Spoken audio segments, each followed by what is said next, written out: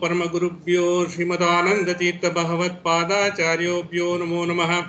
नारायण परिपूर्ण गुणार्णवाय विश्वोदय स्थितितोलय नियतिप्रताय ज्ञानप्रताय विबुधासुर सौख्य दुःख सत्कारणाय विददाय नमो नमस्ते। यो विप्रलिम्ब विपरीत मदिप्रबोधान् वादान् निरस्य कृतवान् भुवितत्ववादं सर्वेश्वरो हरिरीति प्रतिपादकं तम् आनन्दतीर्थमुनिवर्यं नमामि। पूज्याय राघवेन्द्राय सत्यधर्मरताय च भजतां कल्पवृक्षाय नमतां कामधेनुवे। सहना भवतु सहनौ भुनक्तु सह वीर्यं करवावहै तेजस्विनावधीतमस्तु मा विद्विषावहै।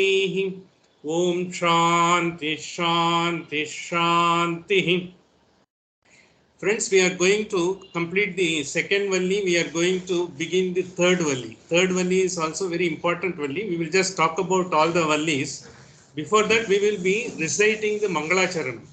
Before beginning of every Valli, we will be reciting the Mangalacharanam. The Mangalacharanam for Kathopanishad particularly has been given by Srimad Madhvacharya, because before every Upanishad he has given a Mangalacharanam. We will be reciting that, as well as we will be reciting the Mangalacharanam of Sri Raghavendra Swami, who has written a Kandartha for all the Upanishad. He has also given.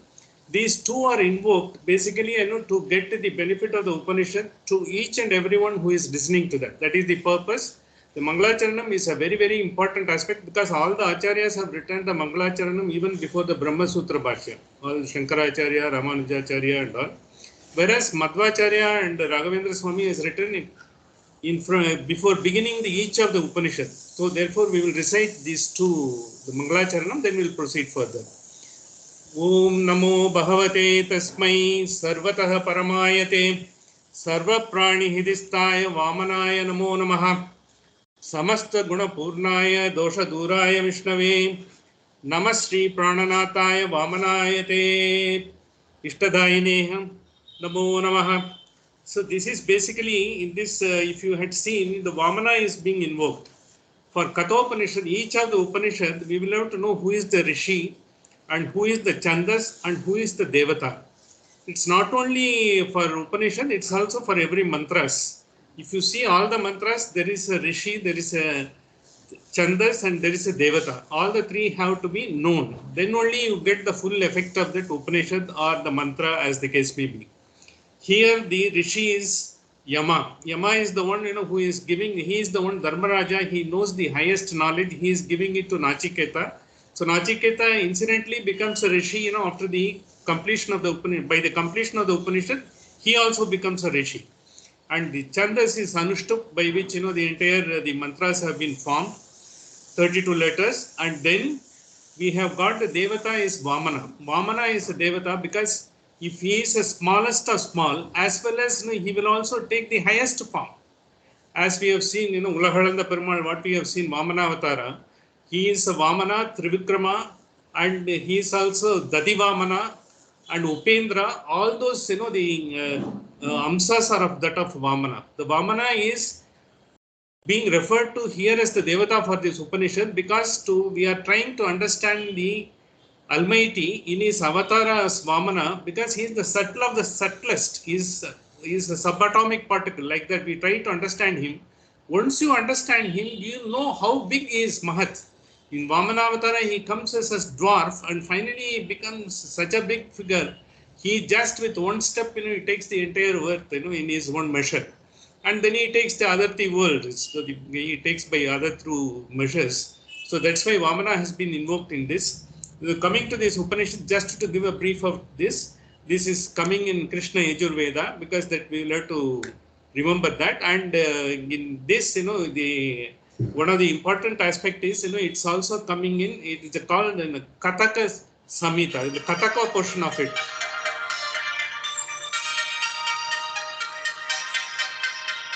Hello? Kataka Samhita portion of it, it is called, there is a Taittiriya Brahmana in the Yajurveda, Krishna Yajurveda. In Taittiriya Brahmana, in Kataka Samhita, this particular Nachiketa entire, the episode is coming. That is why it is called Kathopanishad. but by virtue of calling it in colloquially, because people are calling it Kathopanishad, but the right name to be used for is Kathopanishad. If you see the Sanskrit bhashyas of all the acharyas, be it Shankaracharya and Rangara Amanuja, who has written the bhashya in Vishishtadvaita stream, as well as Madhvacharya, they call it Kathopanishad. Kathopanishad is the right word to use, but by virtue of being anglicized reference to this, as well as commonly colloquially it is called Kathopanishad, we call it Kathopanishad. So the Kathopanishad, the Kataka Samhita, it comes in Taittiriya Brahmana. In Taittiriya Brahmana is it part of the Rig Veda. It comes. So it is in the 10th mandala it comes. That has been referred here, that's how we are doing it. It is also being referred in the Mahabharata, in Shanti Parva, the same Nachiketa story has been recited by Bhishma just to bring about some of the knowledge to Arjuna, the knowledge to Yudhishthira. The same thing has come. That is how we are getting into this. So we are at the last verse of the Kathopanishad, which we have seen last week. From the last verse of the second Valli, we will be moving into the first mantra of the third Valli.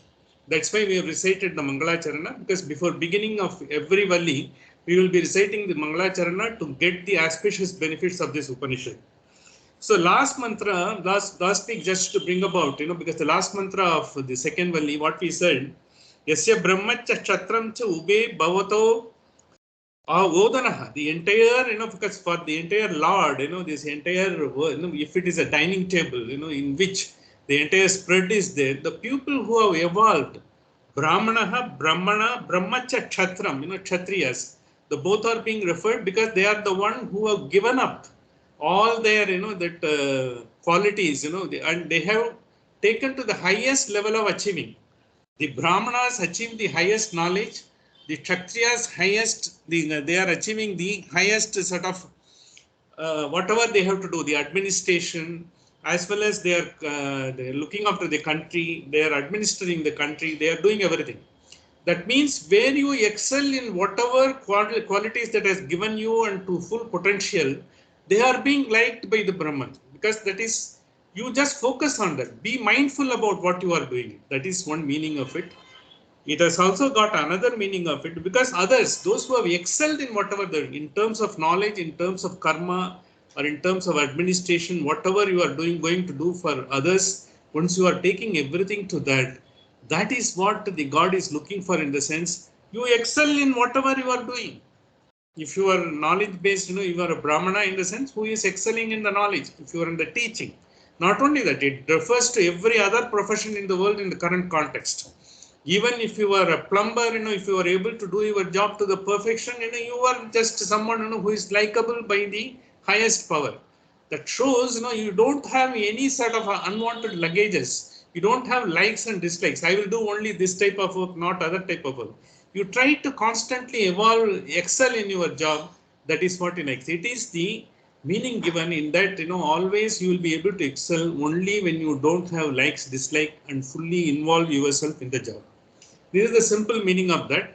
That is why they described it as if, if the God is, when he is taking the entire, the world is being spread out in front of him, he takes these people as his likes, because he is excelling and he is taking them as the food, in the sense he is enjoying them, he is reveling them when anyone excels in their job. But when someone doesn't do, he only indulges in what is available in this world, and he just wastes the entire time, what has been given to him in this birth. He just not able to do anything. But he gives him an opportunity. That is why they said, Mrityu Asyopa Upasechna. They are all being like a side dish. If they are able to evolve, because intermittently they will be able to evolve. Sometimes, you become very spiritual.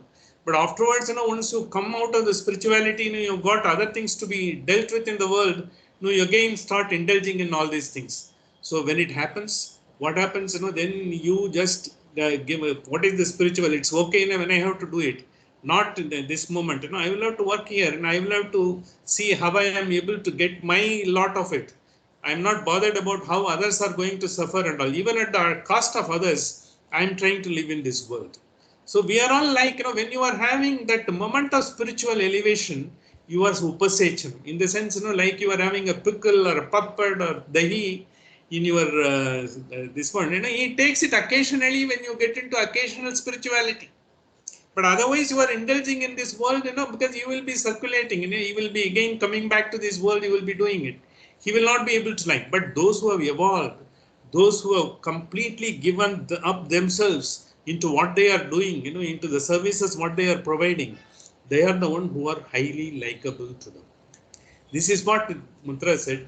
Basically, what we have seen, from the first Valli and the second Valli. In the first Valli just was giving. What is that, because finally you have to look for, because when this world is there, Nachiketa has three boons. A 7-year-old boy, finally when his father, condemns him to go, you vanish from this place, he goes to the Yama's place, giving up, leaving his body, and only his soul goes. When he goes there in a momentary this one, when Yama asked him to ask for 3 varas, because you could not entertain him being Atithi for 3 days, because that is one of the things very, very important. We will go on mentioning that, because why Atithi is being brought about in Kathopanishad, in the sense, Atithi is the intuition. Atithi is someone brings the most important message when you don't think it is possible and all. Because what happens, we entertain people, who are all likable, who are all well dressed, who come with some status, we all welcome. A person comes in rag clothes, or he comes in a normal this one and all. We don't know, because I think what he has to give, because we don't have any, because we have got, we just nonchalantly deal with him. We don't have any dislike, but still, we don't give him the importance that is given to him. But it says you do not know when such an important message, when such a good communication, when something is going to happen, glorifying you is likely to take place, when you are going to get that opportunity, when someone is bringing that message. He's like a courier, he comes to your place, but you are not able to entertain him. That means you are missing in the opportunity. It is called Vaishvanara. Vaishvanara is in the world, when you are dealing with, with your full potential, with the full concentration, you get the intuition, you get the messages either yourself or through someone else. Someone gives you a very good idea. You are thinking of shifting your house from the place, congested place, to somewhere else, because you want to be devote more time for your activities. You want to be passionate. You want to learn so many things and all. When that happens, someone will give you an idea. Look, this is the place available. Why don't you go there and all? These things will happen. But you may not always take seriously, because you may think, this what this man knows. He's just like that telling and all. It's not that. Every information is important, and once you just go through and analyze it, then you take it or leave it depending upon how you feel it. Your intuition says. That intuition comes only when you are able to take everyone at the face value initially. Then you find, whether it is really useful or not. Don't discard anything just by their looks. Don't discard anyone just by their way, they are talking to you, the way they are presenting themselves to you. Because you don't know all great Mahans. You may be knowing, a lot of Avadutas are there. You may not be knowing. Like we are going to so many places, pilgrimages and all. Everyone looks same, because everyone looks purposing. We try to avoid, we try to, because, but there could be people, who have come with such a highly elevated sort of spirituality in them. We don't identify them. That's why it says Atithi. When someone comes to you, the God sends him. That is why it's called Vaishvanara. So Yama feels this boy could not be entertained. The 7 boy in 3 days, he had to be out for some other, his work. So then he asked him, 3 days you were there, because I do not want to get, all the bad effects of it, because whatever good deeds I have come will go off, and whatever, I am supposed to be sort of exercising to do in this world, I will not be able to do. Therefore, you ask me, 3 varas. That's how he is asked. The first vara, he said, I will have to go back to my father as a loving son, and he has to be my loving father, and he granted that. The second one is, I want to know what is the highest spiritual, the process by which I will be able to elevate myself. The Swarga, what he calls it, Trinachiketa, because the Yajna, Nachiketa Yajna, finally it's called, is it's a sort of a Swargeya Yajna. Swargeya Yajna is, by doing that, you will be attaining the highest possible mental state, highest possible intuition, and your living in this world become fully blissful. Swarga is not something, a place, where everything will be provided, you jolly well just relax and sort of enjoy. It is not the meaning. It is the place where you will have the final mental bliss, you don't have anything to long for. So that's why, because Swarge na jarate, because that's what it is, because then nothing has happened. You don't feel hunger, you don't feel, thirst. In the sense you are working so much on what you are doing, you don't have all these qualities taking you away. You are blissfully enjoying whatever you are doing in this world. Morning to evening, whatever you are doing is enjoyable for you. That's what the Swarga that says. So for that, he says that it's a process of yajna, which has to be done. Nachiketa absorbs the entire thing just like in a jiffy. For us, it would have taken years and maybe many births to understand. He understands everything in just like that. That is why he calls him, you have become so sort of an intensive prajanan, you have become such a master. That is why he says, I will name this Swargiya Yajna as Nachiketa Yajna. Henceforth it will be known as Nachiketa Yajna. Afterwards, whoever has performed, it is only they are performing the Nachiketa. Only till such time Nachiketa was taught, it is being known as Swargiya. Otherwise, it is a Nachiketa. So that is why, because the second mantra, when he said, he got it. So when he got it, he asked him, what do you want? I will give you whatever it is you needed and all. He says, I don't want anything. I only want my third question to be answered. The third question he asked was very simple. All the human beings, they are struggling with that. Is there any Atman? Is there a soul? If the soul is there, what is happening to this soul? What happened after this body goes off? When it is being thrown into the fire or when it is being interred into the earth, what happens to that? Is there a soul? Then why someone should be worried about? If that is the case, what happens? You let me know so that I understand, so that I can live fair enough to understand if there is a soul which is going to be permanent, as we have seen. Hantam chene nahantaram, because neither it is destroyable nor it gets destroyed. It is always there. It doesn't have a birth. It doesn't have a death. It does. It changes, like a cloth, entire body is being changed. It goes through all the experiences in this world and finally it gets evolved. This is what, he talked to him and to explain to him once he has said, to entice him, he says, don't ask me this question.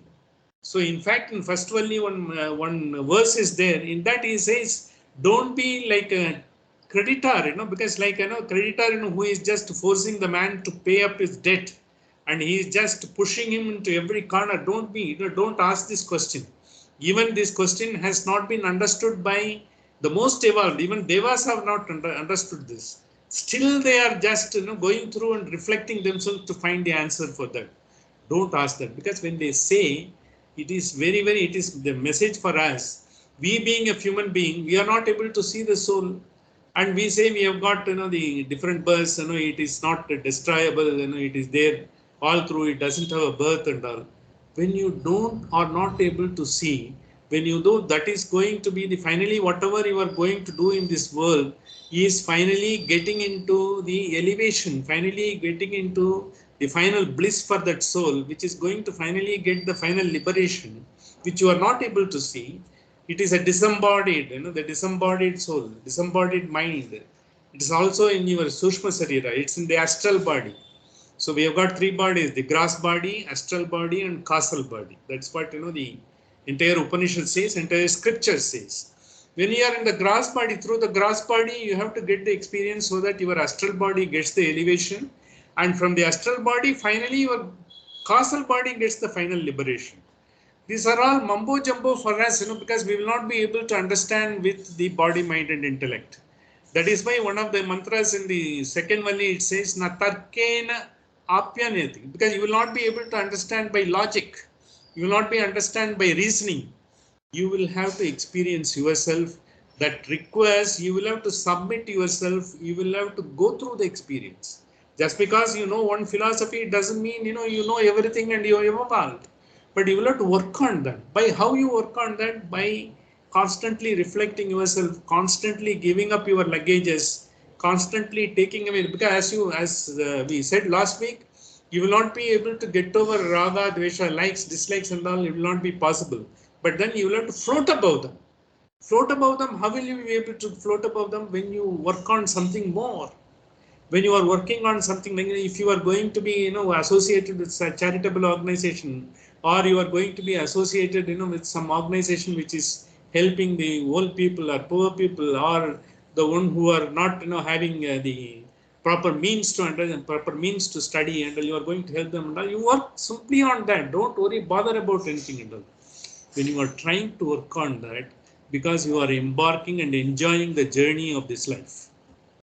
The final, what we call as liberation, is to enjoy the journey of the life. There is no goal. There is no goal, because when when the colleges, we might have had a goal, I would become a doctor, I would become an engineer, I would become an administrator and all. They are all the goal at that point of time. After you become an administrator, an engineer, and a doctor, you will find how many hurdles are there, you will have to cross, which are all the things, you will have to see and all. So whatever is, once you have a genuine interest, if you want to take it up, because even if you want it in a performing arts, if you have a genuine interest, or if you have got, some other, sort of a humanities, very anthropology and so many other things, psychiatry, everything, you have got an interest. If you are able to force you take your interest into that, excel in that, that is the journey of life. Not that by looking, and don't look into here and there and all. Because the life has been given away, you have to enjoy the journey. Don't look up here and there. What is on the other track? Who is on the other side of the road? And you are going this side, you go by that, because your destination is there. Your destination will come sometime. It may come so many times, because so many years, so many births after. For Buddha, his destination came after 17 births. For us, it may have 17,000 or 17 lakh births. Because you go through the journey, that is what it says. So once you are able to do that, because you become such a sparkling, resplendent soul, not only you will be having the bliss, through you, so many other people will get the bliss. This is not exactly this mantra in effect said, but it gave through one of the similes of, because as if a dining table, everything is spread out. And the main dish is, those who have elevated, the side dish or the one we are still elevating or not able to elevate, or trying to elevate, or in the process of getting elevated. The finally, when you get the liberation or something like that, when you go beyond everything, when you go beyond, because you cannot be desireless, but only thing is you have to take the entire, the sort of fruits of the desire out. How is it possible? See, whenever you have a thought, the thoughtlessness is not a state, because thoughtlessness or thought is always associated with an object. Thought is always associated with the object, be it sort of an inanimate object or an animate object. If a person, you are having it as an object, you have got something, you are trying to use him as a means. You are trying to find something out of that person. You are trying to get something out of that person. So that is objectifying. But once you don't have such an intent in that, once you don't have any expectation from the person, when you want simply be interacting, because in by the sort of by natural course of the events, when you are able to do that, and by the process, you try to do whatever you can do best to best of your endeavor. So if the other person does it, that is the way of life. It is his destiny. It is his journey. Ours is my journey. And his experience can't explain my journey. My experience can't explain his journey. So focus on your journey and go about it. That is what it does. So don't worry about all other things. But best part of the time is being spent on our life in the current sort of the way we live is just about so many things which don't have to bother. We are bothering about it, of which you are not going to change anything. You are incapable of changing. Will you be able to change anyone, or will you be able to change the circumstances, or will you be able to change, even the climate and all? They are all going by their own way. That is why I just saw, because there was, I would also advise, because most of you, if you haven't, you can see, 2 days before in the Google, just like a doodle, one YouTube, the reference was there just below the, where you are searching, because before the search engine, below the search engine, one was the YouTube was there. It was NASA's one YouTube on life beyond Earth. You just see that. It is wonderful. It is a 20-minute video. If you are able to see NASA's YouTube video on life beyond Earth, which has been sort of, they brought brought to all the Google, like a Google Doodle, it was brought 2 days before. So now that has come, if you see, they tell what is the life, because they go into the origin of life. What is the origin of life? Life is nothing but microbes. Initially, it is of microbes. It is a microbiology per se itself. The microbes, when they are able to be communicating with the environment, they become a species. We being, like so many species is evolved, because if you see the Dasavatara, the first avatara which has come is the Machavatara. Machavatara, it's a fish. Finally, when the microbes have formed into unicellular organization, finally then came into a being and all, the first thing that happened, but because the water got formed. Finally, for any sort of planet you go, first you are looking for water, because the water is the first element, in which the which can communicate to have a life. The origin of life that NASA, when you can see that, you see for yourself, you can see that it says when the microbes are able to communicate with the nature, first with water and finally get into a form, it gets into the life. The life is first formed billions of years before, then it has slowly evolved. And as the environment has dictated how the microbes will be able to communicate, how they will be able to form into life. So the life like that, because when this Dullabam Manushya Janmanam, it has taken the evolution of so many million microbes, so many million sort of metamorphoses. Finally, we have come into this. Because finally, when this body goes, it all disintegrate into the atoms. Like Panchabhutas, all the elements, they are all going into the atom. That's why subtle of the subtlest. When you have to understand the subtle of the subtlest, even you are subtle of the subtlest, your soul is still subtler than that. So likewise, the microbes are finally the life. What we talk about life is nothing but the formation of the microbes, and we are nothing but the composition of so many microbes. It all will be here till such time it is able to effectively communicate with the environment around us. And if it is not able to communicate, this microbe will not live. That's why we said we were all Homo sapiens once upon a time. But this year, Nobel laureate came and said it's all about not only Homo sapiens, you have also got an element of Neanderthal in that. That is how, finally they say, at least, because 10% of our genes are from Neanderthals. So therefore, because our attitude, our thinking, our way of working, our way of living, everything has been dictated by this. So once you know this is the life, which is not in your command and control, you are here because you have been brought about, by virtue of the formation of everything and all. So then once you have come into this, how you will have to do, then you find the way out. That means you consistently live with the nature. That is the first lesson even the science gives and the Upanishad gives. Don't go beyond the, because the elemental, the nature of the elemental sort of quality of the nature, because you can't survive here. You will not be able to live here. So that's why, because when we have, the Dashavatara, which has been sort of a sort, we call the Machavatara first, and then we have the Kurmavatara, and one after the other it came. It is just nothing but an evolution of the microbes. It has come. It has been determined in those days, by the luminous minds of the rishis and our all great forefathers, who are all the munis. They have brought it so that the human being will be able to understand. So each of the species, they have got so much to go, and they have got, because the Puranic stories are there to tell them what it is and all. We might recite, one of the Puranic stories in the form of verse sometime. We will do that. It is like that, finally it forms the life. So once you have come into life, what you have to do, you will have to live with the nature, in the sense, how will you be able to live with the nature? When you are able to love the nature. The love is the basic necessity. The love is nothing but, you will have to love yourself, you will have to love others, in the nature, environment, in the sense, not only the flora and fauna, the people around you. You will have to live with them, you will have to love with them. You will have to be, working with them. It is not that, because you should not be repelling them. You should not be a repellent, and you be, being, who can attract like a magnet. It should be there. This is what we have seen last week and all. These are all in essence, that has been given. So it has been finally, because one of the examples, that was given in this entire this was, you just work only with the focus on that. You will have to live with full bliss, not only at the cost of others, but others will also able to live with the full bliss because of you, not in spite of you.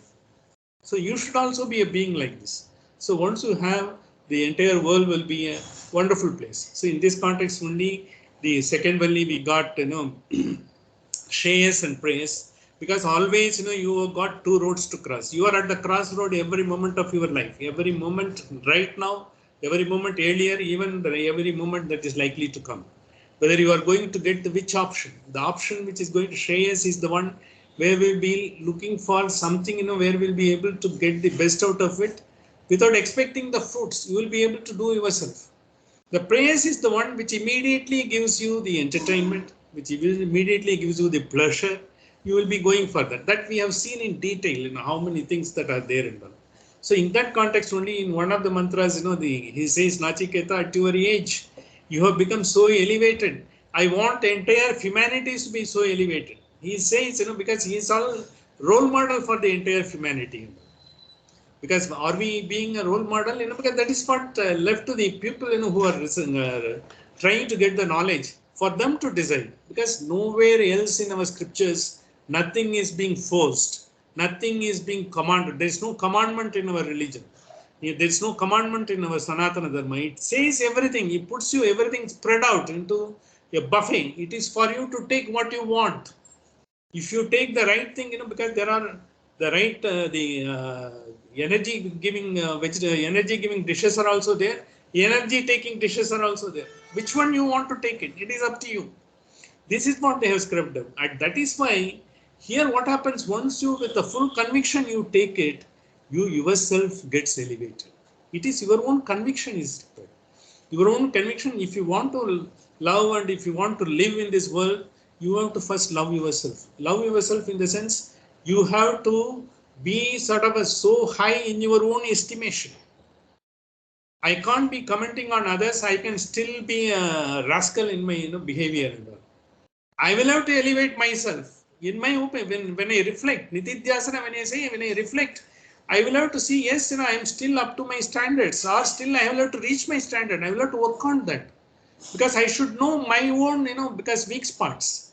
I will have to do my own SWOT analysis, my strengths, my weaknesses, my opportunities, and my threats. I will have to see. Finally, I should have the strength. So when I have the strength, that is when I will be able to be looked upon by others, and I will also be able to be helpful and loving to others. That is what it happens. This is exactly left to the individual to grow. This is what Nichocha Bhavam Gataha, that is Madhvacharya said. Each one of us, our seedlings, we will have to flourish to our own potential. Each one of us have been given a potential to the extent we can do. Because we may not be having sort of a same type of potential, because we know we have gathered so many knowledge in so many births, and what we are eligible, what we are entitled to is determined in our seed. You will not be sowing a seed of one fruit, and you will not be able to reap the fruit of other. You will not be able to. The same seed. If you are a mango, you will be a mango. If you are sort of some other fruits, the turiya, you will be a turiya. Likewise, so many other things are there. So therefore, what you have to do is, you just go by yourself. You understand, because how best you can get yourself elevated. That is being determined to our capacity, our potential. We will have to flourish. That is what Nichocha Bhavam Gataha. The very purpose of the birth is to flourish to our own potential. Don't look up other man. Other man has done these things. He has become a billionaire. Because he may be having that, for you outwardly, but you don't know what is the struggle, what is the sort of he is having storms in his mind. And maybe, he is destined to be like that, because he may be giving employment or livelihood to 2,500 people, or maybe 200,000 people he may be giving it. That he has done, he has worked for so many births, and he has come here and he has built up an organization. 200, 300,000 people are being livelihood, and he is doing it, he is also doing good, bad, and indifferent and all. For that, he will get it, as he deserves next. So that's why all of us have to live. We have got a potential. Why we say, this is, we just don't know our potential at this moment. This is what Upanishad says. Why it says every time and all. You can become something much more than what you are. So you are not the one, you are limiting yourself by being, I am being this, but you can still go by taking yourself all the luggages out. You have got to the interstellar space, but you are still going on the surface. You don't have to go on the surface transport any longer. You will have to fly into the space. You are capable of that. But that is the mindset. We'll have to get that. For that only the Upanishad is given. And it is always, because what we are trying to is always the goalpost is taken further. In the sense so that you can elevate. When you get up your steps to the stairs, there are every step. Darja, every darja is there. You will have to go up that. There is the infinite steps are there to go up. Because once you reach the stage, you become a elevated stone. See, in this context, I will bring, Ramana Maharishi's story. I think the wonderful story of his. Ramana Maharishi is, I know I already told them, just for the purpose of opinion, at the age of 16, he left everything, he had sort of, the flash in his mind. He went to Tiruvannamalai and he took, a guru and worked on him. And of course, by another 10 years, he became a master himself and all. So when he was in Ramana Maharishi, he was embracing all people who were coming to him. All walks of people, they were going to him. They have come, the Australian engineer comes, Somerset Maugham had come of all the way from UK, and he has written one essay called The Saint. And when he has come to meet Ramana Maharishi, they have not spoken. And I'm just I briefly telling, they have not spoken for hours, more than 2 to 3 hours. There was no speech, but only the vibration was there. But in almost at the end of the session, because Somerset Maugham almost, he was in a trance. He seemed to have fainted, but he has not fainted. He was in a trance, because he was getting that vibrational energy, the knowledge of, then he is written, that particular thing, saint. In that, the saint is the one, this is the first time I understand what a saint could be. He has written a book called Razor's Edge. There is a particular sort of, the person, the particular character he has described, something like Ramana Maharishi in the sense. You are dispassionate. You don't have any likes, dislikes. And why he has called Razor's Edge, when you are getting, highly elevated in the spiritual, the sort of, the stratas, when you go up, it is like a razor's edge. If you try to slip, it will cut you into pieces. But if you are careful enough, it will just give you beautiful, blemishless sort of a world. But you will have to be at that edge, in the sense you should not slip down any moment. That's what he wrote a story called Razor's Edge. It came. So in Ramana Maharishi, I'll just quote one instance. He got, one particular sort of a devotee. In fact, he was his classmate. He was with him in Tiruchuli, when he was in the primary school, he was there and all. He's one Rangan, his name has been given, and I think let us say whatever name he is. He was there and he was living, close by, he was so attracted by magnetic attraction of Ramana Maharishi, brought so many people there. So when he was living there, suddenly he got, he's, as usual, whatever problems are there in the family, because he was also married, he had a family, his mother was sick, the wife was, mentally she was not okay, his daughters were not getting married, almost, he has mortgaged the entire house, he couldn't take the house back, all sorts of circumstances, which happens to a common man in this country, the man without any resources or man who don't have any references, who don't have any high-ups to know and all, it happens to a person. So it happened to him finally, but of course when he was coming, he was not telling Ramana Maharshi. One day he came, he said, because look, I can't go anywhere. Now, I will be living here only. Whatever you want me to. Ramana Maharshi didn't say anything. He said, okay, come and live here. That's all. He didn't tell him anything. In fact, he didn't bother about him. Come on, here, you do whatever you can capable of doing it. Do it here in his ashram over there. When he was there, because he thought, he was telling him, look, all my problems. I have been saddled with so many problems. I just not able to come out of that. And I have come to you, because finally you are the one who will give me some guidance or help and all. That's why I have come. He told him openly also. Even then, Ramana Maharshi didn't bother about it. Be whatever you are doing, just be about it. He came out of the family, because his family was, of course, not at a faraway place. He was there closer in somewhere in Tiruvannamalai only. So when he was here, it happened and all. Ramana Maharshi didn't tell him even a word. He allowed him to go like that. And one day he felt so bad. Look, I have been here. He asked me to be staying here. He knows all my problems. Even after a month or so, month or two, he's still not, telling me what is likely. He thought, he will tell him, this will happen to you, this may happen to you, like all astrologers say, they likewise, or some, Mahans will say, something good is going to happen to you. He didn't say anything and all. So finally, when he fell on his feet, tell me something, because I am not able to get anything and all. And I don't know, because how am I to go back? And if at all will I go back, or I don't want to go back, I will remain here only, whatever happens and all. So then he told him, he asked him to, it was night, somewhere around 11:30, 12 in the night. He brought him out of the, because it is Ramana Maharshi ashram is at the peak, one of the peaks it is there. He brought him out of the ashram, showed him, what are you seeing? What I am seeing, like you, it is only sky with the stars. Stars were very bright. In Tiruvannamalai, it has got a latitude. You will be able to see the stars by midnight. So sparklingly, you will be able to see. And especially some formation also, you will be able to see that.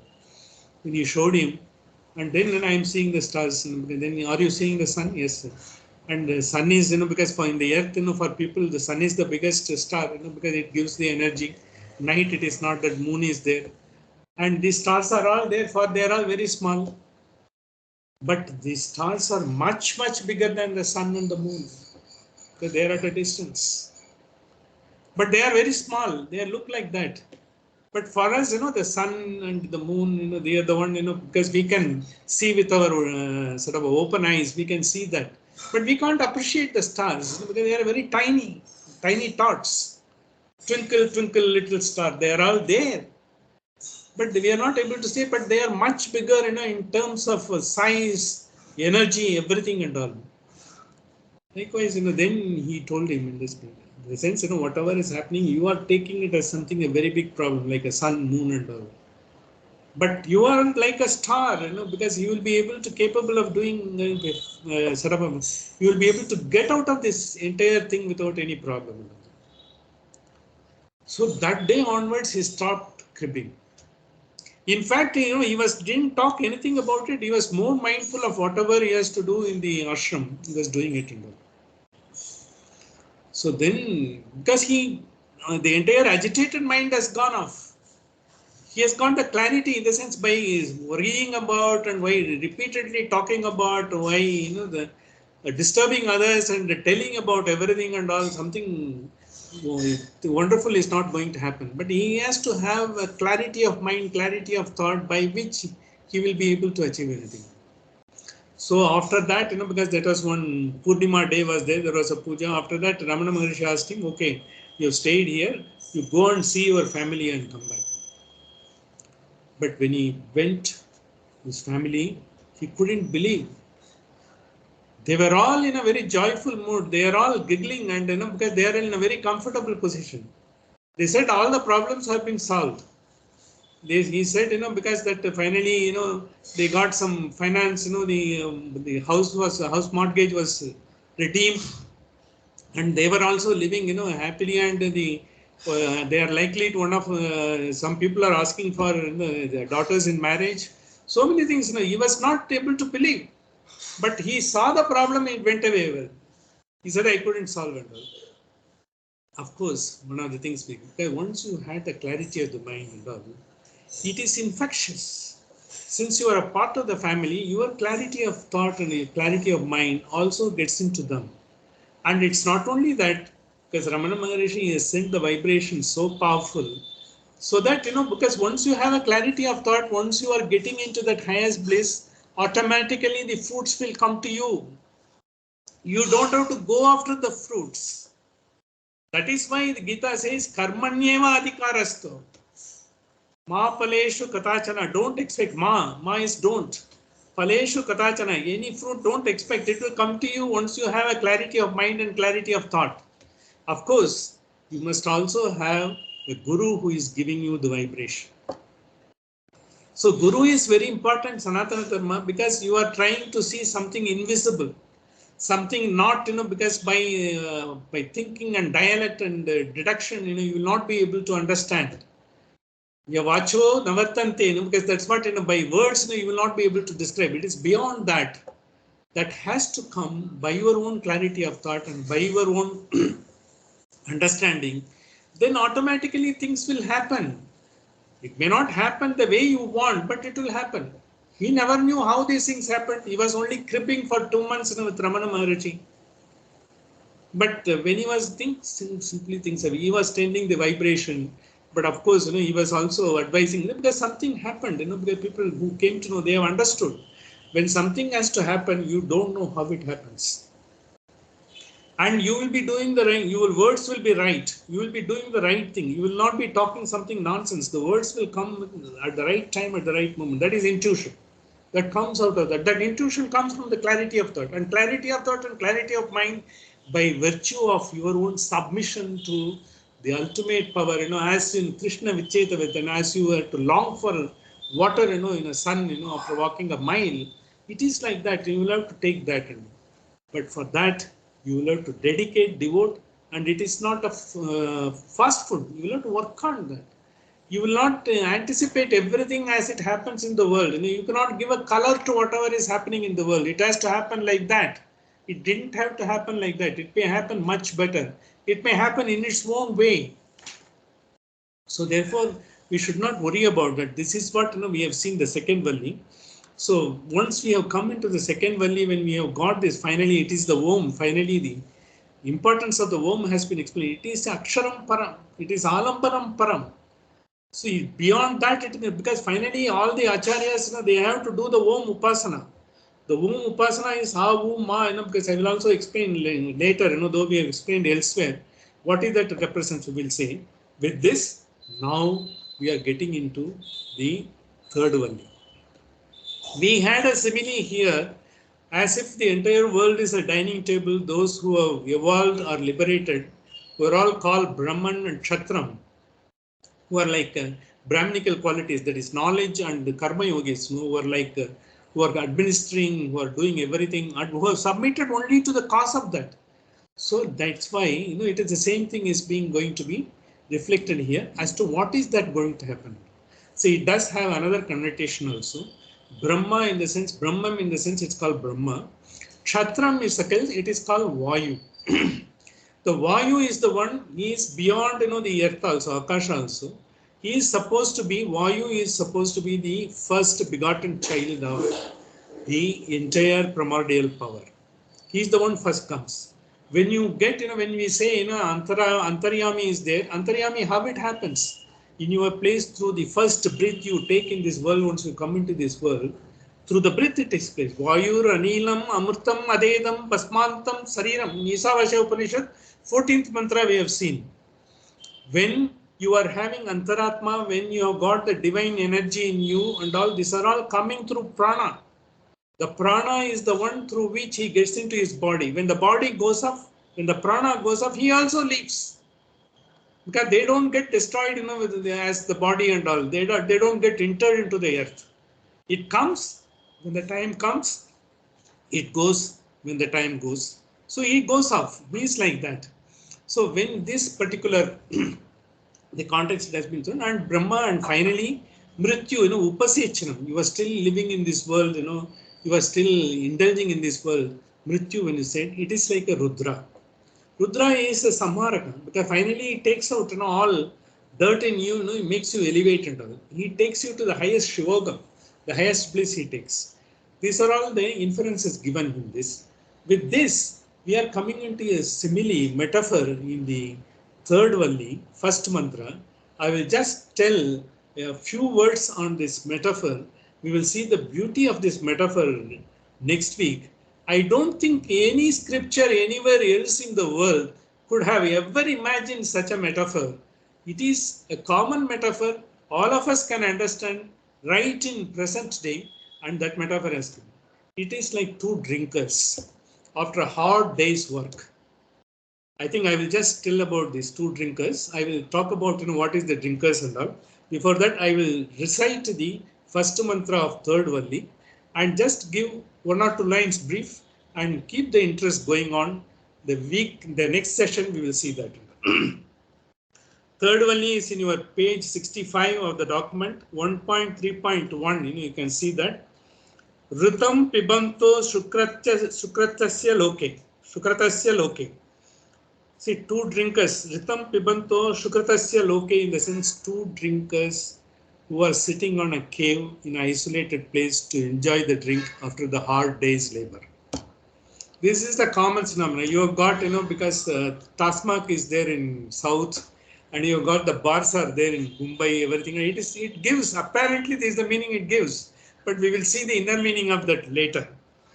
Griham Pravishto Paramo Paramartha, in the sense, have entered and seated in a deep hidden cave. They don't want to be seen. These two people in an isolated location. You see, and they want to enjoy the drink. This is what the Upanishad says. Chaya tapo brahmavito vadanti. Because it says the effect of that, because when you are in the shade, when you are walking in the sun, chaya is the shade. When you are in the shade, you enjoy. See, veilin arumai niralil theriyum. In Tamil, there is a proverb, you know the effect of the shade only when you walk in the sun. The bliss of the shade, you will come to know that. The light shade, you get them. And it also gives atapo in the sense it will also burn you. Because there is one Tirukural which says, when, because the bones without bones, enbilihilai kayum veil pola, anbilihilai kayum aram. Enbilihal, in the sense one doesn't have any bones, they can be easily burnt by the sun's rays. Same thing in the Quran says, if you don't have any love in your nature, when you don't have compassion in your nature, you will be burnt by the dharma, aram. Enbilihilai kayum veil pola, anbilihilai kayum aram. This is what says. Chaya, tapo, same thing. It says that Quran word. So we will see the detailed meaning of this. Brahma vido vadanti. This is what it says. They will become finally the one who will be elevated when we come out of that. It talks about these two people who go into a corner and enjoy their drink after a hard day's labor. It also says, and they will be the people who are doing, their rituals, who are living in this, like, with their whatever swadharma, following that, how it happens, what happens and all. So this is the simile on two drinkers who want to go in, who are getting into an isolated places where they cannot be seen and they want to enjoy the drink in hard labor. You'll be wondering, are we listening to the Upanishad? Is it the Upanishad or is it some novel, where they are talking about the drinking and all? This is where, the perplexing paradoxes are brought by our great masters to bring out the wonderful knowledge in us. We will see the wonderful knowledge next week, and we will go to the sort of a meditation today. We are going to take up Vayu Suktam. As Brahma Suktam, we have taken Brahma, and Kshatram, when we say, who is the Karma Yogis, Vayu is the Karma Yogi, Vayu Jivottama. We will also talk about the glory of the Vayu as in the scriptures next week. And this week we are going to have Vayu Suktam. The listening to the Vayu Suktam will make you the finest of human being, because in the Tattvavada Dvaita, Vayu Jivottama they call it. Vayu Jivottama is the highest elevated being, anyone in this world, he will be having a qualities like Vayu. That Vayu Jivottama, that is saying, Hari Sarvottama, what they call it. Likewise, Vayu has been given importance in all the philosophies. We will see that. We will go for the meditation on Vayu Suktam, and we will see the beauty of this first paradox, what we talked about, the perplexing paradoxes next week. Sahana Vavatu, Sahana Bunaktu, Sahaviryam Karavavahaihi, Tejasvina Vadidamastuma Vishvidavahaihi, Om Shanti Shanti Shanti. Next week we will be traveling, so we will not be having a session on 23rd. The next session will be on 30th. I will give a message to that effect, and now we will go to the meditation.